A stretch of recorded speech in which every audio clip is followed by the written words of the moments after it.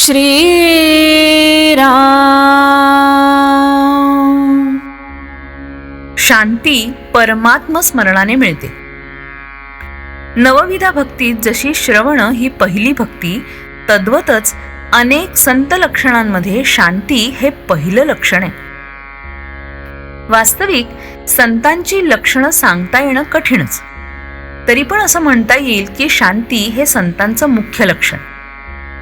पृथ्वी ही क्षमा शांती रूपच आहे, त्याप्रमाणे संत असतात. शांती ढळायला बाहेरची परिस्थिती कारण नसून अंतस्थिती हे कारण आहे. जिथे स्वार्थ तिथे अशांती. भगवंताहून मी निराळा अशी जिथे द्वैत भावना, तिथे खरी शांती नाही. अनन्यतेने शांती प्राप्त होते आणि तीच परमार्थाचा पाया आहे.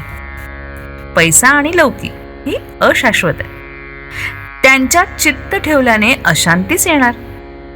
शांती बिघडायला दोन कारण आहेत. एक, गत गोष्टींचा शोक आणि दुसरं पुढची चिंता. आपल्या बाबतीत घडणारं मागलं आणि पुढलं दोन्ही ईश्वराधीन आहेत अशी दृढ समजूत झाली ना तर शांती बिघडणार नाही. आणि महत्वाची गोष्ट म्हणजे सदाचरण. सदाचरण नसेल तर शांती कधीच येणार नाही.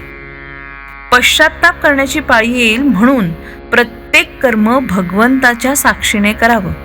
भगवंताला साक्षी ठेवून कर्म केलं तर हातून दुष्कर्म होणार नाही, कारण सदाचरण हा परमार्थाचा पाया आहे. आपली शांती परिस्थितीवर अवलंबून नसावी. एका साधूला कोणीतरी शेतात झाडाखाली आणून ठेवलं. तो तिथे स्वस्थ बसून नामस्मरण करू लागला. लोक त्याच्या दर्शनाला येऊ लागले. लोकांची ये जा वाढल्यामुळे त्या शेताच्या मालकाला त्रास वाटू लागला, म्हणून त्याने त्या साधूला उचलून दुसरीकडे ठेवलं. साधूची शांती पूर्वीच्या स्थळी होती तशीच दुसऱ्या ठिकाणीही कायम होती.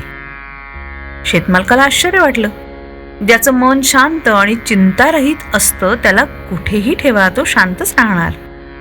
म्हणून भगवंतावर विश्वास ठेवून स्वस्थ बसावं, त्याच्यावर भार घालून प्रपंच करावा. कर्तेपण आपल्याकडे घेऊच नये, अकर्तृत्व भाव ठेवावा. अशाने शांती येईल. जगत चालक राम आहे ही भावना दृढ झाली ना तर शांती येईल. एकनाथांची शांती अगाध होती. नाथांसारखी शांती यायला परमभाग्य पाहिजे. राजे रजवाडे आले आणि गेले, पण ज्ञानेश्वरांचं नाव टिकलं कारण ते शांतीची मूर्ती होते.